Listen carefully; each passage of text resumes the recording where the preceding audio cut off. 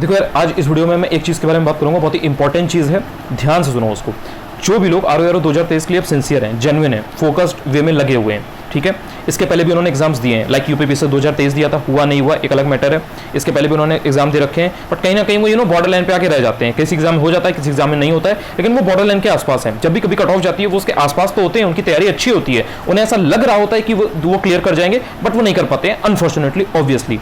आगे क्या किया जाए, इससे स्ट्रेस बहुत है, बिकॉज वो पढ़ तो रहे हैं, इंटेंसिटी उनकी अच्छी है, बट एग्जाम नहीं निकल रहा है, नहीं हो पा रहा है, कट ऑफ क्लियर नहीं हो पा रही है, तो इससे स्ट्रेस होता है, इससे एंजाइटी होती है। बिकॉज आप पूरी साल पढ़ते हो, आपने सपोज UPPSC के लिए पूरे साल पढ़ा, एग्जाम हुआ 14 मई को, आपका नहीं हुआ, या आप कट ऑफ से रह गए, जबकि आपको लग रहा था हो जाएगा। इससे क्या होता है, दिमाग खराब होता है, सैचुरेशन आ जाती है कि यार पूरे साल पढ़ा, हुआ ही नहीं, लगे हुए थे हम तो तब भी लगे हुए थे, मैंने सारा सेक्रीफाइस भी किया, ये सारी चीज़ें जो भी है करना चाहिए था, जो एक डेडिकेशन होना चाहिए था, जो एक डिसिप्लिन मेंटेन करना चाहिए था, मैंने सारी चीज़ें की, स्टिल आई कुडंट क्वालिफाई। ठीक है, क्या किया जाए, क्या सोल्यूशन है इसका।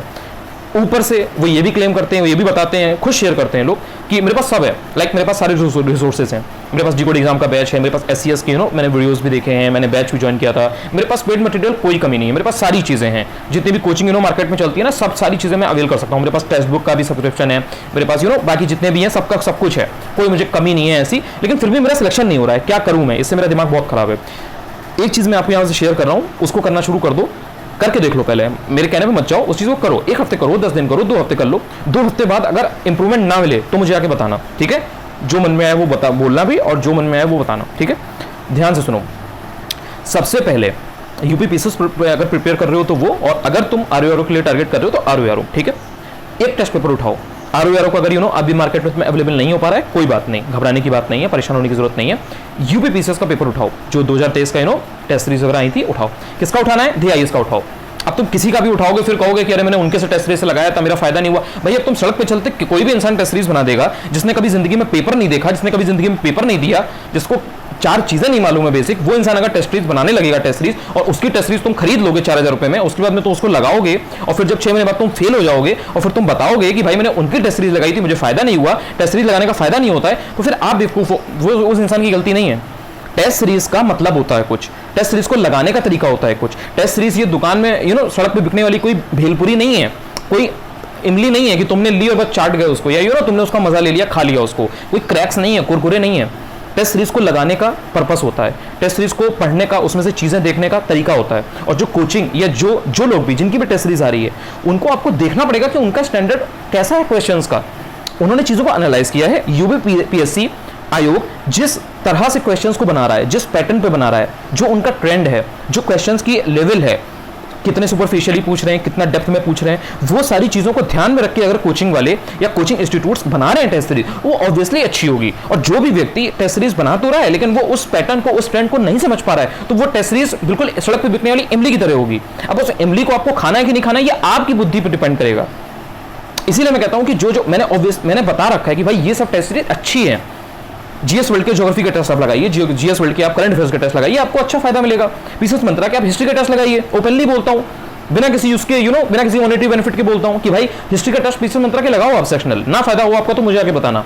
आप DIS के टेस्ट लगाइए, सारे टेस्ट लगाइए, आप 25 टेस्ट होते हैं, 25 टेस्ट लगाइए। 4000 रुपए की अगर ऑफलाइन सेंटर पे ज्वाइन करने की आपकी कैपेसिटी है, if you can afford, please do join.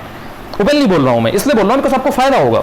वो जो तरीका, जो एनालिसिस का तरीका, वो मैं बता दूंगा, 10 जगह मिल जाएगा, वहां से सुन लो आप। लेकिन टेस्ट सीरीज को लगाओ सिंसियरली, वहां जाके सेंटर पे 4000 रुपए लगा करके अगर वो दोगे ना, उसमें एक्चुअल में फायदा होगा, रादर देन कि इधर उधर से कहीं से सोच रहे हो कि अरे इनकी थोड़ी सस्ती है, इनकी ज्वाइन कर लें, बट उसमें से आपको क्वेश्चंस का लेवल ही नहीं मिल रहा है, बिल्कुल भाई इमली के बराबर उसकी वैल्यू है। तो समझना पड़ेगा आपको, ये अच्छी टेस्ट सीरीज लगाओगे तो अच्छा सीखोगे, अच्छी चीजें सुनोगे, अच्छी चीजें देखोगे, अच्छा चीजें पढ़ोगे तो अच्छा सीखोगे। अगर जंक या क्रैप चीजें सुनोगे, देखोगे, समझोगे तो वैसे ही हो जाओगे। It is as simple as that. Questions अच्छे लगाओगे, टू द पॉइंट लगाओगे, कट टू कट वाले लगाओगे, जो एग्जाम में आने के चांसेस हैं चीजें, तो तुम्हारी तैयारी अच्छी होगी। अब तुम टेस्ट सीरीज के पीछे सर्च करोगे कि मुझे 50 टेस्ट सीरीज मिल जाए, मुझे 50 पेपर्स मिल जाए, और फिर वो वही इमली की वैल्यू के रबर वाले क्वेश्चंस होंगे, उसमें कभी पेपर एनालाइज किया नहीं होगा, ट्रेंड क्या पूछ रहा है क्या नहीं पूछ रहा है वो तुम उसमें होगा नहीं। आज भी वो यही पूछ रहे होंगे कि नागालैंड का गवर्नर कौन है, नागालैंड का CM कौन है। आज तक कभी UPPSC ने पूछा है पिछले 3 सालों में? आज तक कभी RORO को एग्जाम में पिछले 3 सालों में ये पूछा गया है कि त्रिपुरा का CM कौन है या नागालैंड का CM कौन है? पूछा हो तो बता दो। नहीं पूछा है ना, गवर्नर पूछा है, तो गवर्नर तुम्हें पढ़ के जाना पड़ेगा। विधानसभा की सीटें पूछी जा रही हैं, लोकसभा की सीटें पूछी जा रही हैं, ये सब चीजें हैं जो ऐसी चीजों पर तुम्हें फोकस करना है। अब तुम अगर ये पढ़ोगे कि एचडीएफसी बैंक का चेयरमैन कौन है, एसबीआई का चेयरमैन कौन है, तो तुम बैंक की तैयारी करो, तुम यूपीपीएससी की तैयारी नहीं कर रहे हो, तुम आरओ या यूपीपीएससी प्रीलिम्स की तैयारी नहीं कर रहे हो। And mind you, I make sure you कि मैं दिखा सकता हूं कि देखो इनकी टेस्ट सीरीज में ये क्वेश्चंस यहां पे हैं जिसमें वो एचडीएफसी का चेयरमैन पूछ रहे हैं। अब वो तुम पढ़ के जा रहे हो तो तुम फिर फेल होने की तुम्हारी गारंटी है ना। तो आप एनालाइज करो कि आप अभी कहां पे हो और टेस्ट सीरीज दो। टेस्ट सीरीज का मतलब कोई टेस्ट पेपर दो, मैं नहीं कह रहा किसका देना है क्या देना है, ये आपके ऊपर डिपेंड करता है कि कौन सी टेस्ट सीरीज अच्छी है कौन सी नहीं अच्छी है। आप एनालाइज करो, मेरा काम जितना था मैंने बता दिया। वो पहली वीडियोस पढ़े, अब मैं 18,000 लोग होने वाले हैं या शायद हो गए, मुझे पता भी नहीं, मैं एक एक को नहीं बता सकता यार। समझो YouTube का मतलब क्या है, मैंने एक वीडियो बनाया उसमें मैंने 10 मिनट चीखा चिल्लाया तुम्हारे भले के लिए। अब तुम उससे देख लो भाई, उससे तुम फायदा ले लो। 2x पे देखो, मैं नहीं कह रहा कि तुम नॉर्मल देखो, तुम्हारा टाइम बचता है, मतलब तुमको टाइम बचाना है ना अपना, यार 2x पे देखो। सब वीडियोस मत देखो, तुम्हें अगर तुम्हारे पास इतनी टाइम की किल्लत है, जो और चीजें तुम्हें देखने से मजा मिलता है वो देख लो, मुझे कोई प्रॉब्लम नहीं है। बट मैं हर किसी को नहीं बता सकता ना यार। ऑलरेडी वीडियोस हैं, ऑलरेडी देयर आर वीडियोस जिसमें मैंने क्रिस्टल क्लियर बताया भाई ये वाले पेपर्स लगाओ अपने को देखो। जब तुम पेपर दोगे तो उसमें तुम देखोगे यार मेरे इसमें इतने सही हुए इतने गलत हुए, ठीक है। बॉर्डर लाइन के आसपास सपोज तुम आए, उसको एनालाइज करो, यार इसमें इतने क्वेश्चंस मैंने यहाँ पे सही किए, बट ये मैंने तुक्का लगाया था इसमें, मैंने इसमें लॉजिकल गेस के थ्रू किया था, मतलब मैंने लॉजिकली गेस किया था, एक ऐसे ही मैंने एलिमिनेट किया था, बट ये सही हो गया, बट मुझे एग्जैक्टली नहीं मालूम था, I was not very sure about it, ठीक है। ऐसे तुमने अपने सही वाले क्वेश्चंस देखे। इसी तरीके से सपोज तुमने यूपीपीएससी वाला टेस्ट दे रहे हो तुम, अब तुमने उसमें से 140 क्वेश्चन अटेम्प्ट किए, 110 तुम्हारे सही हुए, 30 तुम्हारे गलत हुए। उन 30 क्वेश्चंस को पिक करो, ठीक है। उन 30 क्वेश्चंस में देखो कि यार मैंने क्वेश्चन ये क्यों गलत किया, क्या मैंने जो क्वेश्चन में आ रहा था उसको मैंने इंटरप्रेट गलत किया है, या फिर जो क्वेश्चन वहां पे आ रहा था वो मैंने पढ़ा ही नहीं था, कॉन्सेप्ट नहीं पता था मुझे फैक्ट पता ही नहीं था, या फिर जो क्वेश्चन वो आया था वहां पे वो मैंने पढ़ रखा था पहले, मैंने पढ़ा था 2-3 बार, बट मैंने एग्जाम के पहले ये उसको अच्छे से रिवाइज नहीं किया था, मैंने उसको अच्छे से नहीं समझा था, इसलिए मैंने वो गलत कर दिया। कोई क्वेश्चन ऐसे होंगे जिनके बारे में तुम्हें कोई आइडिया नहीं है और वो एक्चुअल में क्वेश्चन फालतू है, लाइक फालतू इन द सेंस वो इतने टफ है, इतने डिफिकल्ट है कि वो तुम बेसिक सोर्स अगर जो कर रहे हो उनमें से आने वाले नहीं है। वो उन्होंने कोई बीए की एमए की कोई किताब उठा ली है, कोई पीएचडी की कहीं कोई थीसिस है, कोई हिस्ट्री की कोई चीज चल रही है कहीं पे किसी बुक में छोटा सा दिया है, उससे उन्होंने क्वेश्चन उठा लिया है। वो चीजों के पीछे तुम्हें भागने की जरूरत नहीं है, तुम्हें कम से कम सोर्स रखने हैं। जितने भी लोग ऐसे हैं जो बॉर्डर लाइन पे आके फंस रहे हैं, मैं उनसे रिक्वेस्ट करूंगा आज एक टेस्ट दो या कल एक टेस्ट दो और उसमें ये देखो कि तुम्हारे कितने नंबर बन रहे हैं एंड तुम उसमें सही और गलत तुम्हारा क्या रेशियो जा रहा है, तुम कितने क्वेश्चंस को गलत कर रहे हो एंड जो गलत कर रहे हो उनके पीछे रीजन क्या है, क्या उसमें ऐसी चीज थी, क्या तुम्हारा रिवीजन। ज्यादातर आप पाओगे चीजों लोगों में एक चीज कॉमन मिलेगी कि वो रिवीजन नहीं करते हैं। एग्जाम के पहले वो करंट पे ज्यादा फोकस करते हैं बट उनका स्टैटिक वीक पड़ जाता है, जबकि उन्होंने स्टैटिक पढ़ा होता है। अगर वो उतना टाइम करंट को देने की बजाय स्टैटिक रिवाइज करते तो वो आराम से कट ऑफ क्लियर करते। 2-3-4 क्वेश्चंस का हेरफेर होता है एंड उसमें भी उन्होंने अच्छे से पढ़ा होता है, पूरे साल उन्होंने प्रॉपर पढ़ाई की होती है, बट फिर भी वो रह जाते हैं बिकॉज वो भटक बहुत जाते हैं। वो करंट अफेयर्स को लेकर के इतना ज्यादा वो हो जाएंगे कि वो एड्यूटेरिया भी ले आएंगे, दृष्टि भी ले आएंगे, घटनासार भी ले आएंगे, फिर वो सोचेंगे कहीं से या पीसेस मंत्रा के कहीं से चुरा के मुझे नोट्स वगैरह मिल जाए, वो बहुत अच्छे हैं। फिर अगर कहीं पे किसी ने टेलीग्राम पे अगर एससीएस के कहीं अगर पीडीएफ वगैरह कहीं चुरा के डाल दी इधर उधर पायरेसी के थ्रू, वो भी वो ले लेंगे, उसको भी सोचेंगे कि कैसे प्रिंट निकाल लें। आपके पास कितने सोर्स हो गए, 5-6 सोर्स हो गए ना। उसके पहले आप उत्कर्ष क्लासेस की जो वीडियोस है वो आपने देखी रखे हैं, केवल अगर वो भी फॉलो कर लेते ना, उसको 4 बार कर लेते तो आपका भला हो जाता। लेकिन आपने क्या किया कि उत्कर्ष क्लासेस के वीडियोस को फॉलो ना करके आपने 5 काम पीछे और कर लिए। उस वजह से क्या हुआ कि ना तो वो अच्छे से कर पाए ना आप ये अच्छे से कर पाए, और जरूरत क्या थी एक चीज को 10 बार करने की, आपने क्या किया 10 चीज को एक बार किया।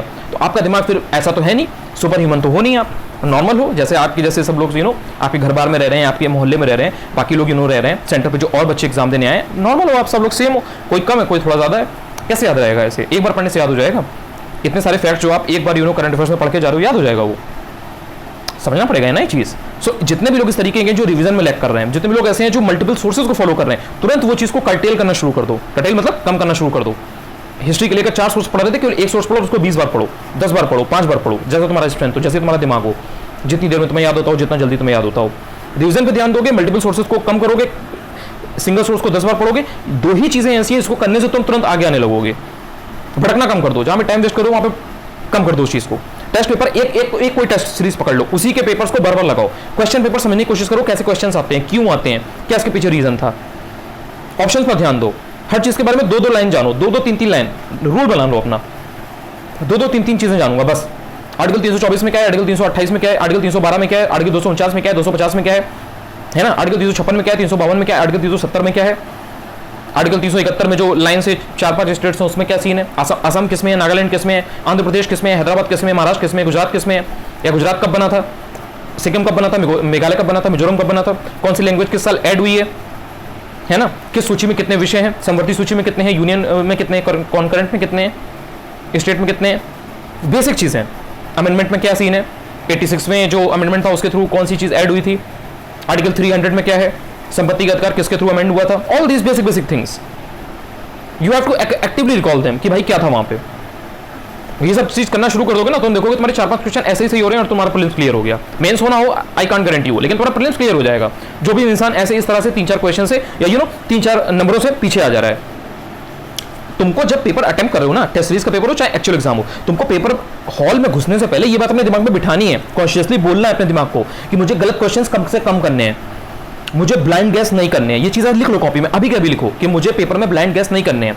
अगर तुम आरओ के पेपर में ब्लाइंड गैस करोगे तुम कभी प्री पास नहीं होगे। अगर तुम यूपीपीसीएस प्रीलिम्स के पेपर में ब्लाइंड गैस करोगे, तुम्हें चारों ऑप्शन में एक भी ऑप्शन नहीं पता और तुमने टिक मार दिया, फेल होगे तुम। क्योंकि इस तरीके के तुम 15-20 क्वेश्चन करोगे, तुम्हारी हैबिट बन जाएगी वो, तुमको नहीं होगा आता होगा तब भी तुम अटेम्प्ट करोगे, और अटेम्प्ट करोगे तुम्हारे वो गलत जाएंगे। तुमने अगर 20 क्वेश्चन अटेम्प्ट किए तुम्हारे 17 गलत जाएंगे, तुम बाहर हो जाओगे, जबकि उसके पहले के जो राउंड के क्वेश्चन होंगे वो तुमने अच्छे से कर रखे होंगे। ये सब छोटी छोटी बेसिक चीजें हैं, लेकिन ये तुम्हें पेड मटेरियल खरीदने से नहीं मिलेंगी, मैं फिर बता रहा हूँ। वरना खरीद के देख लो, या तुम्हारे पास है वो सारी चीजें, लेकिन तुम अभी भी फेल हो रहे हो, 4 साल से फेल हो रहे हो, 3 साल से फेल हो रहे हो, तभी ये वीडियो देख रहे हो, वरना तुम नहीं देखोगे। समझ रहे हो ना? टेलीग्राम चैनल अगर नहीं ज्वाइन किया ज्वाइन कर लो, वहाँ पे मैं काफी चीजें डालता रहता हूँ, to the point cut to cut चीजें बताता हूँ, जो टॉपिक्स में बताता हूँ उनको वहीं के वहीं 2-3 मिनट में पढ़ते रहोगे, काफी चीजें सीखते रहोगे। औरों के कंपैरिजन में जो तुम्हारे संग में जो जितने भी लोग कॉम्पीट कर रहे हैं उनके कंपैरिजन में आगे रहोगे उनसे, और ये चीज एग्जाम में भी जाएगी।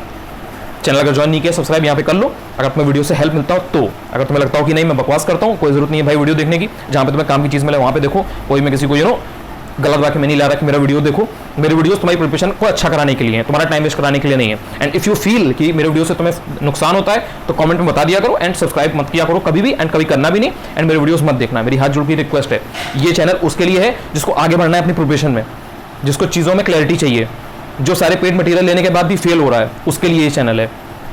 डाउट्स क्लियर करता रहूंगा मैं यहाँ पे, ये छोटे से छोटा डाउट तुम्हारा है कमेंट सेक्शन में डाला करो, और डेली पढ़ो, डेली पढ़ना है, चाहे तबियत खराब हो 1 घंटे पढ़ो, मैं नहीं कह रहा 6 घंटे पढ़ो, 1 घंटे पढ़ो, आधे घंटे पढ़ो, लेट के पढ़ो, लेकिन पढ़ाई से अपना तारतम्य मत छोड़ना, वो तुम्हारा काम है, वो तुम्हारा पढ़ना, इसमें सबसे तुम्हारी जरूरत है। समझ में आ रहा है? आई होप आएगा। Bye bye, take care. अगर तुमने वीडियो पूरा देखा हो बहुत बहुत thanks a lot, because 10-12 minute के वीडियो में नहीं देखते हैं लोग, एंड कई लोगों ने कंप्लेंट भी की है कि छोटा वीडियो बनाई थी यार। मैं कोई ऐसी चीज होती है ना जिसके बारे में डिटेल में बताना बहुत जरूरी होता है, तो वो वीडियो मैं चाहता नहीं हूँ कि वो, तो आपने देखा होगा मैं वीडियो के स्टार्टिंग में कई बार बोलता हूँ कि वीडियो 4-5 मिनट का होगा, बट वो एक्चुअल में 8-10 मिनट का हो जाता है। बिकॉज जब मैं बताना शुरू करता हूँ ना तो मेरे दिमाग में इतनी चीजें होती हैं आपको बताने के लिए, ऑनेस्टली जेन्युइनली, कि मैं चाहता हूँ कि यार बच्चे को सब बता दो, बच्चे को सब बता दो, शायद उसको फायदा हो जाए इस चीज से, एंड वो भटके ना, वो डिस्ट्रैक्ट ना हो, वो कंसंट्रेट कर पाए अपनी चीजों पे, वो फोड़ पाए, आगे बढ़ पाए, दबा के पढ़ पाए, अपनी प्रिपरेशन में आगे नेक्स्ट लेवल पे आ पाए, क्लियर कर पाए, वो उसका कॉन्फिडेंस ऊपर हो, वो डिमोटिवेट ना फील करे, वो डिसिप्लिन वे में चीजें कर पाए, उसके अंदर एनर्जी हो। जवान लड़का लड़की है यार, एनर्जी नहीं है उसके अंदर, इसलिए वो वीडियो मेरा 10-12-15 मिनट का भी हो जाता है। But I know, I understand कि उतना आप लोग का नहीं है कंसंट्रेशन, उतना नहीं है फोकस, उतना पेशेंस नहीं है चीज़ों को सुनने का, तो आई अंडरस्टैंड 4-5 मिनट से ज़्यादा कैपेसिटी नहीं बन पाती है, but there are few people जो सुन पाते हैं। सो थैंक्स अ लॉट, उन सभी लोगों को आप big thanks a lot. Bye bye, take care.